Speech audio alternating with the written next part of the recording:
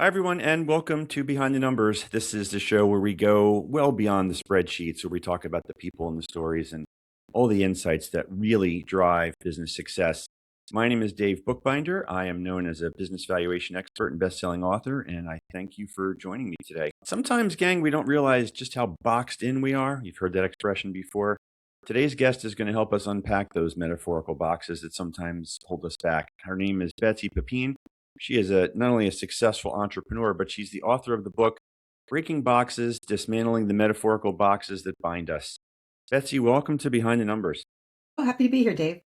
It's a pleasure. Why don't you tell the audience a little bit more about you? I gave you the briefest introduction here, but tell the audience the rest of your story. Well, I'm in North Central Florida. I am a lover of all things real estate. So I have a variety of different real estate companies, title and property management, sales, real estate school. A mom of two daughters and rescue pups that I just absolutely adore. And I think I'm an incessant wonderer. I'm just incredibly curious about everything. So that can be, that's a strength, but it can also be a weakness. Now, bringing curiosity to things is certainly a unique and I think refreshing lens to think about, especially in these days and these times.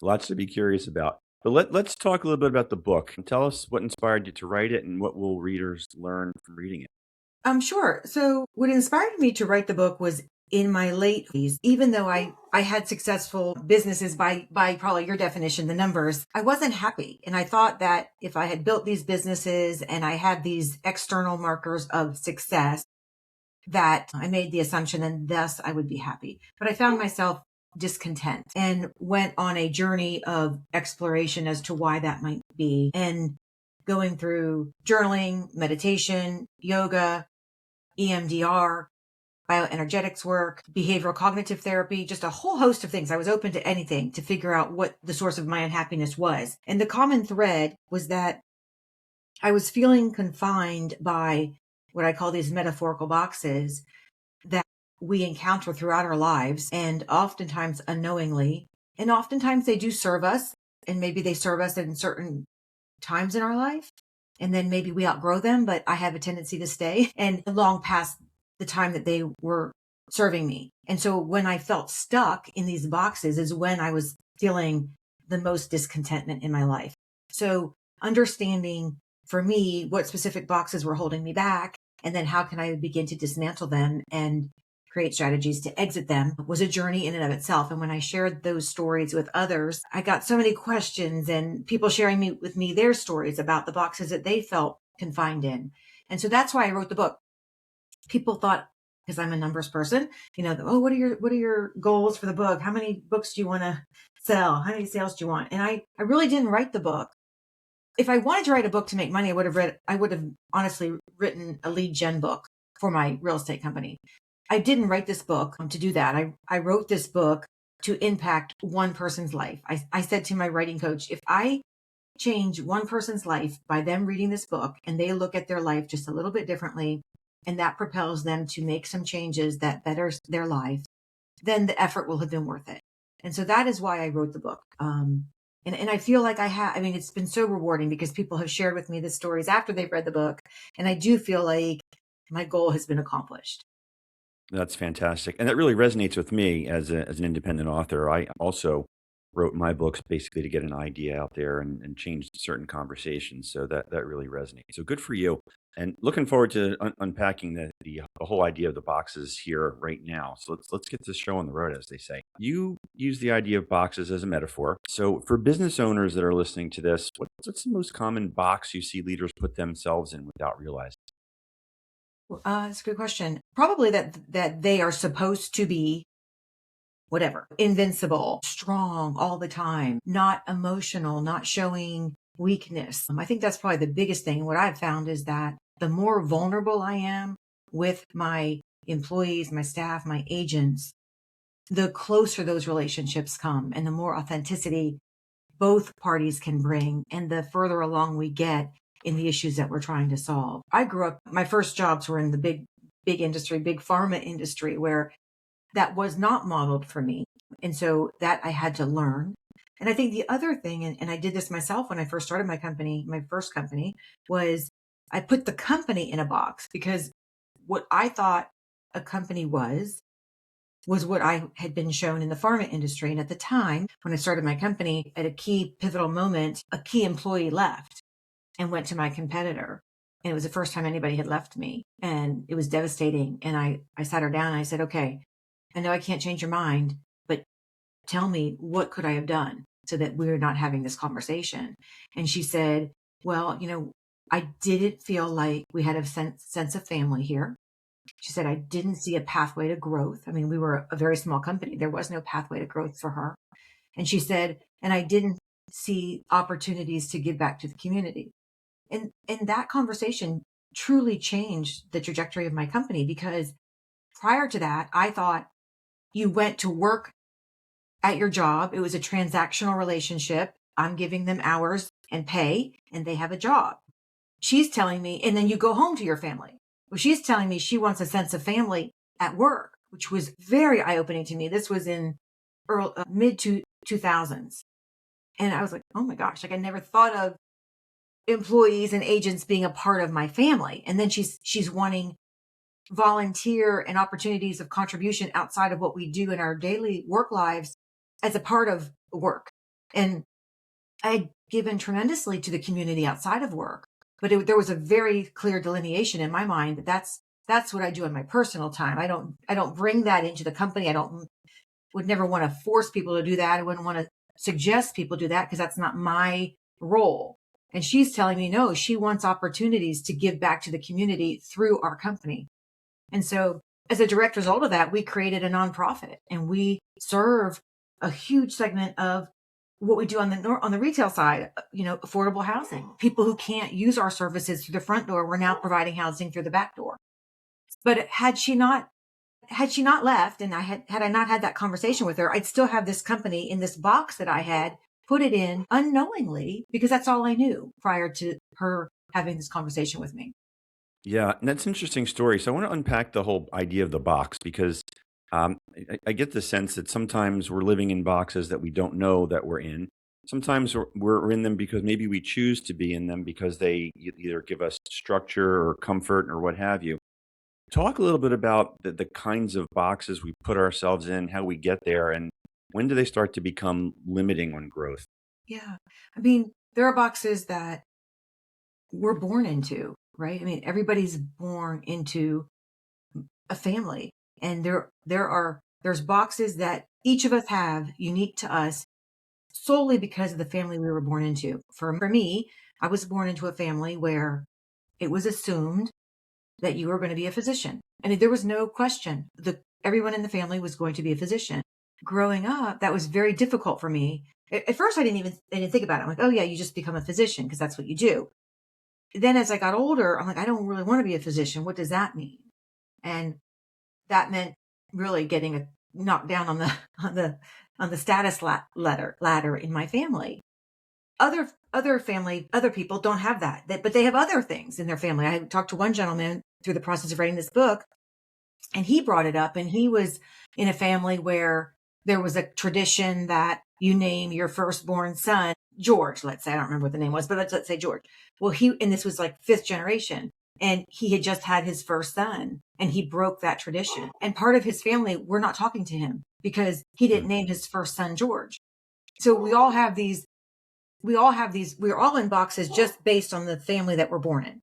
But there's so many other boxes. There's the birth order box, right? Where you are in the birth order and how that might impact who you think you're meant to be and how your parents parented you because of expectations in that birth order. And that's interesting because I am an identical twin. So birth order is a little bit different for us. But I was treated oddly as the baby. I have an older sister, and I was treated as a traditional baby in the family. And my twin sister, who was born 30 minutes ahead of me, was treated as the middle child. And we have those characteristics solely because of when we were born. There's the good mom box. I mean, that I was so taken aback when I had my first child, and I went to these play groups and these moms competing, like whose child did this first and whose child, did this first. And then were we a good mom because we didn't or did let our children use a pacifier? Or even honestly, I could tell there was this sentiment that if a woman had a C-section, it wasn't considered a real birth. And I'm like, what? What in the world? Like these are boxes that we're creating that serve no purpose, but really are creating a lot of damage. So there's those. There's the gender box. That's huge right now, but that's been around for so long. And I see it in my industry. I see it a lot in my industry. It's interesting. I see it both ways. There's some customers that first thing they say is, I will only work with either a male or a female realtor. They don't want me to send one gender of an agent strictly because of their gender. Discrimination based on race. There's just so many boxes. Yeah. So anything that's a label or a way of identifying ourselves, whether the label is something that you imposed on yourself or somebody imposed it upon you, can create a box from which you're then Right. constrained and operating in. And boxes in of themselves are not dangerous. I think they first came to be, we were hunters and gatherers, and we had to quickly assimilate who was dangerous and who was not. So I think probably one of the first boxes we had as Homo sapiens were good and bad. This is a threat to my life. This is not a threat to my life. So you do need boxes to quickly assimilate information. But when you start, I tell this story where I used to, when my girls were little, I would walk in a park and I would show, they were really little, and I was showing them the different trees. And I would spend a lot of time look at the different leaves on these trees and the nuances of all the different leaves, the different barks on the trees, how they change during the different seasons. Well, once I taught them the names of the trees, we would go to the park and I would still want to have these conversations. And my oldest one, Maria, she'd pull me by the hand and say, Mom, we already know this. It's just a tree. So the minute we slap labels on something or someone, we make assumptions that we have no business making. And that's the danger. I remember being at a dinner party, and a friend of mine was telling me that she's in this group, a dinner club, and every month they pick a theme, a country, and they pair the wine with the food, with the country. It sounded fabulous. And I was like, oh, where are you going? Whose house is it next? Who's hosting next? And she said, Father Jeff. I was like, Father Jeff, like the priest at Queen of Peace?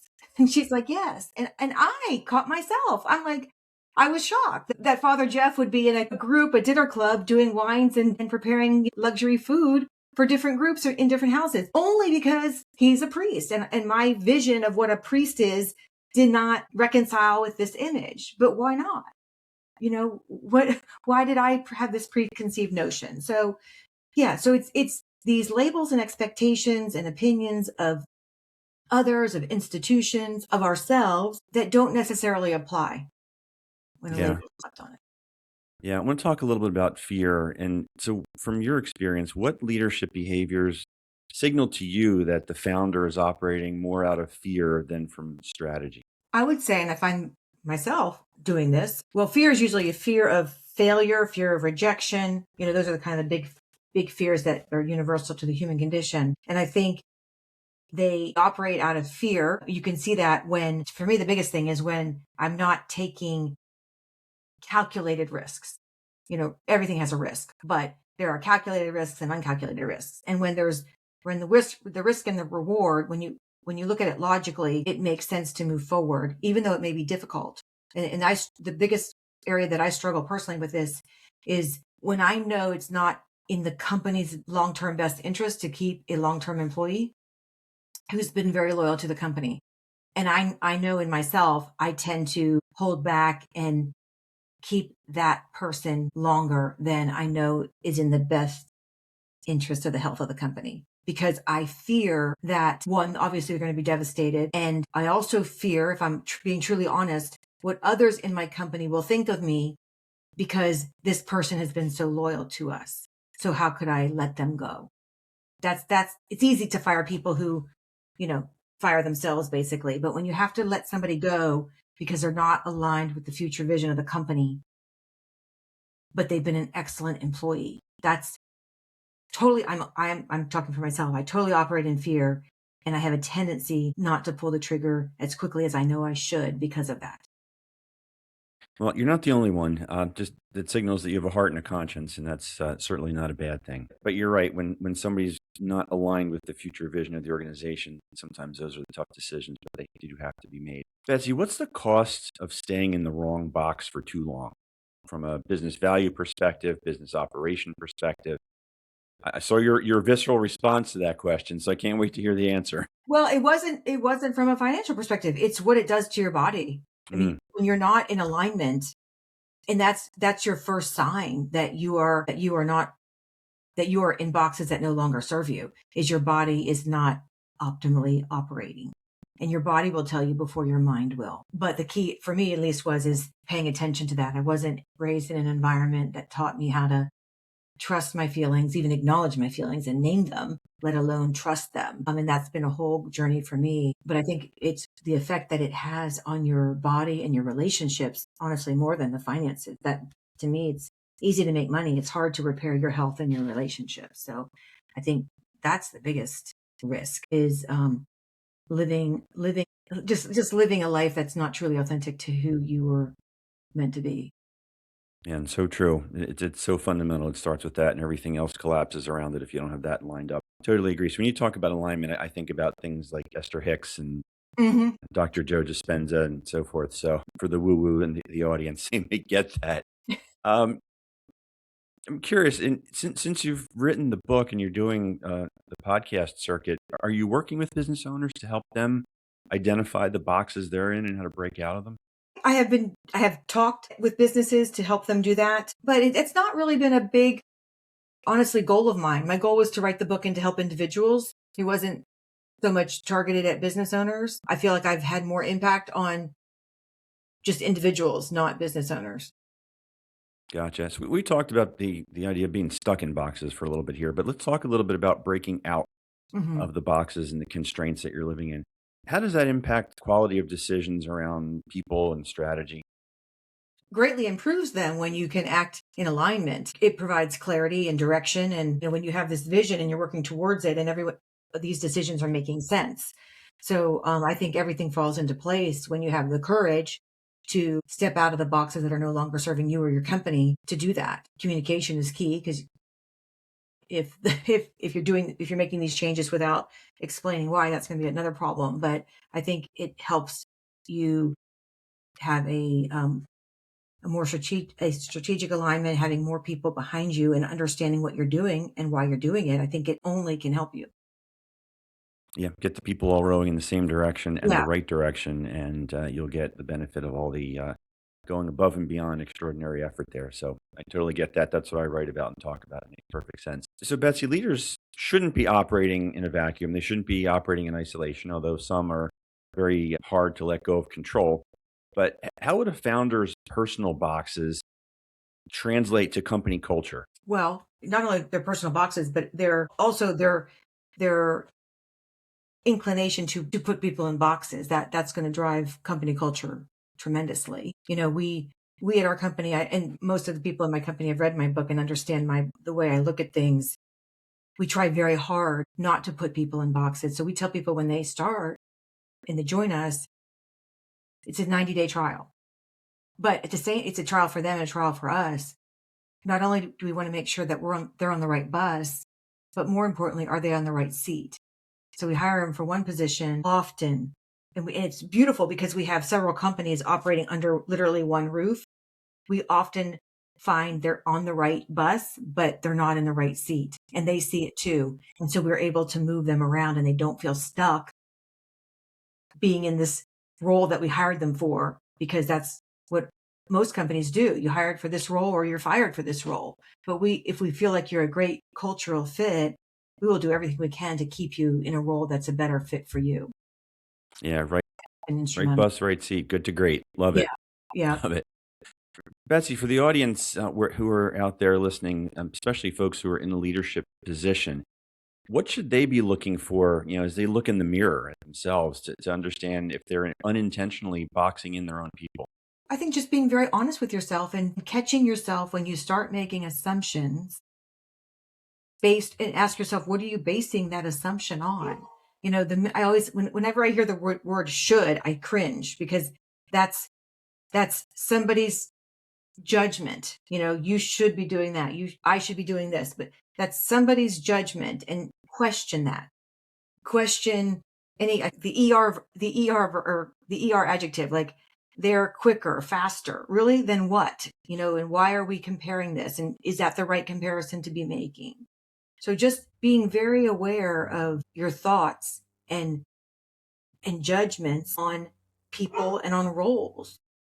Like I told you earlier, like I'm very curious and I question everything.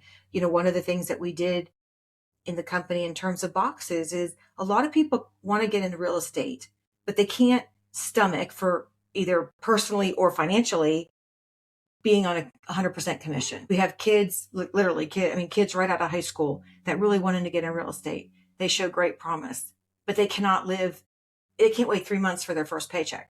You just can't do it. And I saw these kids coming in, high potential, but couldn't make it in our industry. So we created the salaried agent role, which is totally out of the box. No one does that in real estate. So we W-2 them, we put them on salary, we pay them whether they sell or not.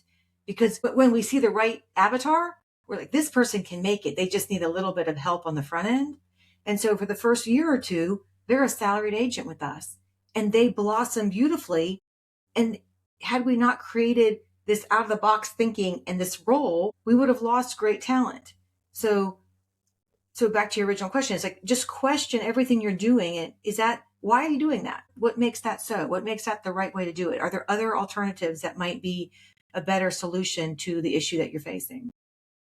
Yeah, and what you did in that situation, and kudos to you for doing it, was you removed fear, major fear from that employee, which gave them the psychological safety to blossom. Good for you. That is definitely out of the box thinking. Flipping the script a little bit for the business owners that think that they're stuck in a box but can't see where. What's the first questions they should be asking themselves for their own benefit? So you're asking me if they feel like they're stuck in a box, or their business is stuck in a box? Yeah, if they're stuck Yeah. personally. Yeah. The previous question was about they're putting their people in boxes. This is now looking internally in the mirror. Oh, okay. If Yeah. they're stuck, what should they be asking themselves? Yeah. To me, what is causing the greatest amount of emotional pain? And I would tackle that box first. Because you're going to get the biggest bang for your buck there. That may require some work, therapy, whatever, but figuring out what is creating the misalignment within you and tackling that one first. There's some great books and resources that I did with my own journey. I think maybe a lot of people are in the same boat where they didn't even have the language to describe how they were feeling. Atlas of the Heart with Brene Brown, excellent, basically encyclopedia of every emotion and feeling you could ever have. And once you're aware of it, then you can name it, then you can own it, then you can change it. There's a great app. It's free. It's called How I Feel. And it's free. Put it on your phone. It will vibrate with whatever frequency you want. And when it vibrates, it checks in with you. How are you feeling? What environment are you in? And who are you with? And what are you doing? And you can start to see trends and see what is causing you and pulling you out of alignment and what is keeping you in alignment. And it's so simple. It's like, move towards that which makes you feel good. Right? You're not, as long as you're not harming anybody, move towards that which makes you feel good. Yeah, I have a tendency to overcomplicate things, but it's rather simple. So, with regard to your journey, when you look back, which box had the biggest impact on your business results once you broke it? Well, the biggest box, bar none, was getting out of the medical field, because I was in that box and moving into what I was truly passionate about, which was real estate. And that was huge. It caused a huge rift in my family. They couldn't understand, with all my education, why I wanted to go in a career which required a GED. Right. But once I did that, then, it was like a huge weight was lifted and I could truly be myself. Since that day, 20 some years ago, I truly haven't felt like I worked a day in my life.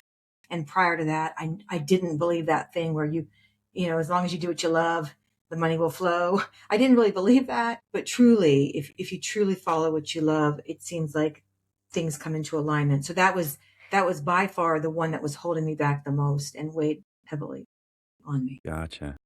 So we're almost to the end of the program here, but I want you to give the folks who are listening, who feel successful but yet constrained, what would you want them to start thinking about differently tomorrow? Say, just, question your assumptions. Who's putting what in your ear, and is that valid? Seek outside counsel. Like, I'm a huge fan of masterminds. I'm in various different masterminds, both for real estate and personal development. masterminds across the country. I don't like masterminds in my own town. I don't find them very helpful, only because I'm in a competitive industry. But once you get outside your market, people love to share what's working and ideas. And the more you can interact with people from different areas, I think professionally and personally, you will thrive. Yeah, mastermind is a great advice. I am a member of the Vistage Trusted Advisors community, and I see that every month with my group and the groups that we affiliate with. Yeah, that's great. I love Vistage. Vistage is good. EO is good. Strategic Coach is good. Those are all big national companies that like-minded folks that want to soar. Yeah. Betsy, tell the audience where they can find you, how they can learn more about you, and where they can get the book. Yeah, so I'm all over social media at my name, Betsy Pepine. I'm on Facebook, LinkedIn, Instagram, TikTok. My book is available at all major book online retailers: Amazon, Target, Books a Million, Barnes and Noble. Pretty much everywhere. Yeah. Yeah. Yeah, Gotcha. and the book is called Breaking Boxes, Dismantling the Metaphorical Boxes That Bind Us. Yep. And that will be in the show notes for people to find. Awesome. Betsy, thank you so much for joining me today on Behind the Numbers. Really appreciate it. Oh, I appreciate it, Dave. Thank you. You got it. And thank you out there for tuning in. Really appreciate your support of this program. If the spirit moves you, reviews are always very much appreciated. So I thank you in advance for that. Until next time, I'm Dave Bookbinder, reminding you that the numbers tell the story, but the people bring it to life. See you next time, gang. Take care.